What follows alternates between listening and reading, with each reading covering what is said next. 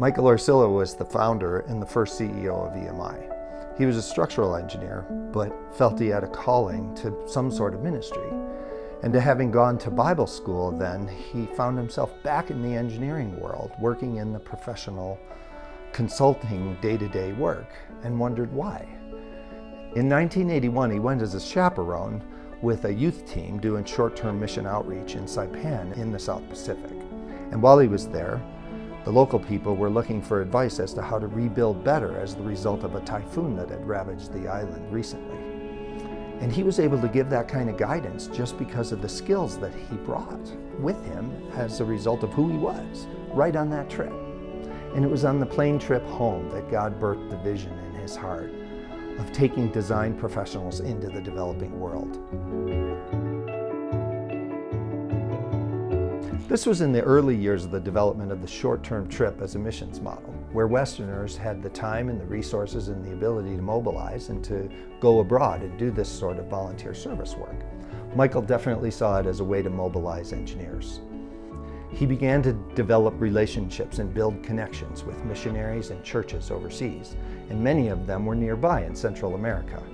The early work of EMI was largely in Guatemala and Haiti, and it was relatively easy to mobilize a team quickly. A team could go to a project site, do the work, and return home all in about a week.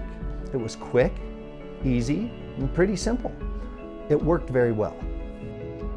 In the early years, most of the projects consisted of small-scale designs such as water resources, wastewater, small steel structures, or individual masonry buildings. Michael was posting ads in the back of trade magazines to recruit volunteers. This was long before the days of the internet or Google searches or anything like that. Eventually, the projects began to grow much larger and included hospitals and schools and orphanages and multi-storied buildings and campus master plans that needed to be phased over time. This was the beginning of EMI's need for architects and planners. Glenn Woodruff was one of the first architects that Michael recruited in the early 90s.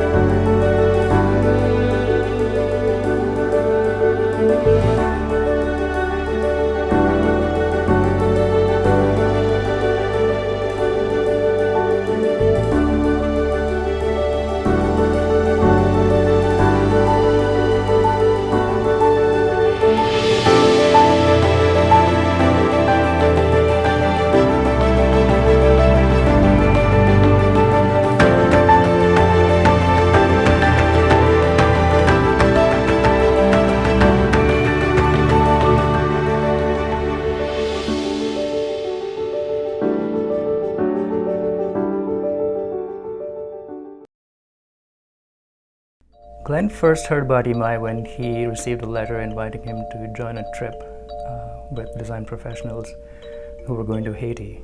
And they were going to do homes for homeless women and children who were living on the streets of Port-au-Prince.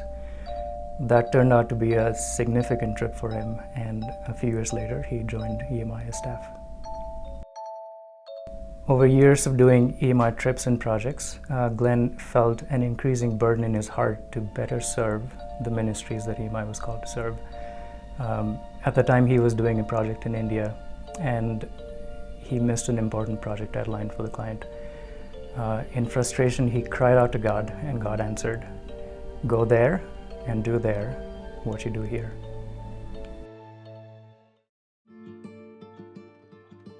So in the fall of 1998, the Woodruffs moved to a beautiful small town in the northern Himalayan mountains of India.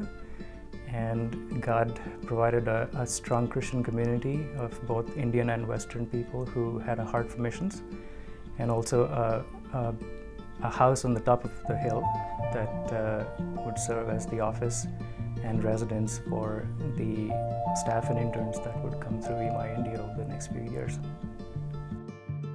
It was the summer of that year that I first met Glenn and was hired as an administrator for EMI India. And I remember Glenn describing what EMI does, and I don't think I really understood what EMI was all about. But it was clear to me that God really wanted me to be a part of this. This experiment was the beginning of the vision to have EMI offices around the world. It wasn't easy starting on this path. Communications, finances, legal setups, there were a lot of logistical hurdles to building an office halfway around the world. In the first couple of years of EMI India, we did more than 35 projects all over India, including serving local ministries in the town we lived in. We had interns coming for internships, we had volunteers signing up for project trips, and the vision to go there and do there what you do here was up and running. When Glenn returned to the US to become EMI's CEO, he brought with him the heart of establishing the India office and infused it into EMI's trajectory. And right away we were starting offices around the world, and EMI experienced a major growth spurt, and eventually we started feeling the growing pains as well.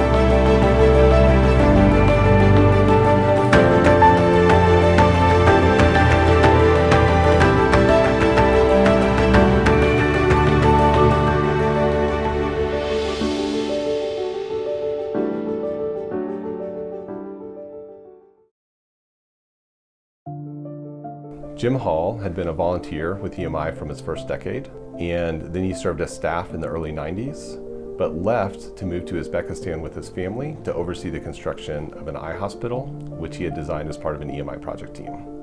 He lived there for a number of years and learned some really critical things which informed his ideas about EMI. So when Jim returned to EMI as CEO in 2008, he already had a mindset for what it was like to live overseas long-term. He also knew that a long-term overseas presence would lead to better design and more effective ministry. He knew that a staff member who was willing to go would need both spiritual and emotional support to be in a healthy position to live overseas for the long term. Jim worked well with office directors. He focused a lot of his time on mentoring and encouraging them. He also saw overseas ministries as a great opportunity for connection, and he wanted all the staff of EMI to be connected with the work EMI was doing in other locations. At this point, EMI was growing from a pretty small organization to a much larger one. It needed some guidelines for how to care for its people beyond the way a family just normally does. And it was kind of a time of maturing for EMI. We'd gone through a number of years where we were focused on growth, and we just needed someone to say, we need to slow down to get healthy, and then we can do better design. Jim really focused us on unifying, on caring for each other while we were still doing our work well.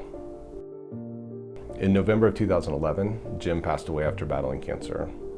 Because he had lived overseas long-term and knew what it was like to walk with other missionaries and with our client ministries, he had had the authority to speak into the way things were being done. And so as EMI began a search for a new CEO, that overseas experience became a huge factor. And John Dahlman had that and more.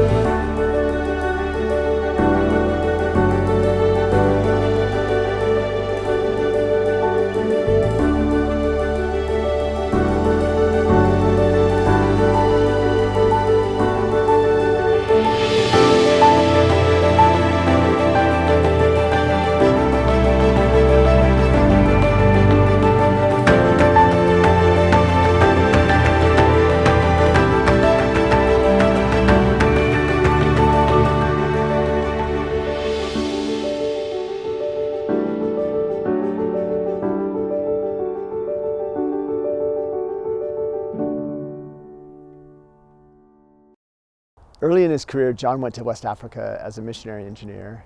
And I think, as a lot of missionaries do, he came with all sorts of ideas and hopes for how he was going to bring the gospel and clean water to the communities there. And like a lot of other missionaries, he ran into all sorts of walls and obstacles that really led him to a place where he had to say, either I just keep banging myself up against this continent and coming away bloody, or I figure out a way to make adjustments and have an impact here. So it was only after hitting the walls in his own efforts that he realized some important lessons about how to live and work cross-culturally. And he's brought those lessons with him to EMI. What John brought to EMI is a passion for missions as all people to all places. And it's more than just about diversity. It's about the biblical concept of every tribe, tongue, and nation being a part of the kingdom of God. And we see it as critical to our work. The people who come from the places where we work have key knowledge about design in their context. So this is about EMI getting better at what we do. And it's what EMI Global was built to do.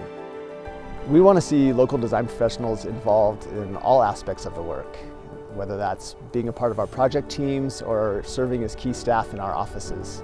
They will help us lead as we grow with more offices, and some of them may follow God's call to go serve in other EMI office locations as well.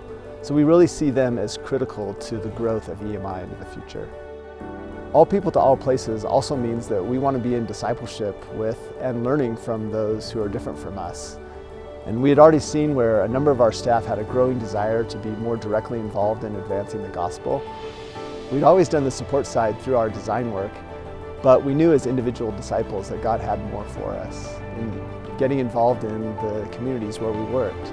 So when John brought the core value of discipleship to EMI, that really was a great way of encouraging our staff in this direction, but they were already sensing God was leading them. Back in 1982, I don't think anyone would have ever envisioned what God might do with this tiny ministry called EMI. From short-term mission trips to now having staff serving at locations all over the world, EMI has truly become all people to all places. It's an exciting time, and we're just excited to see where God might lead us next.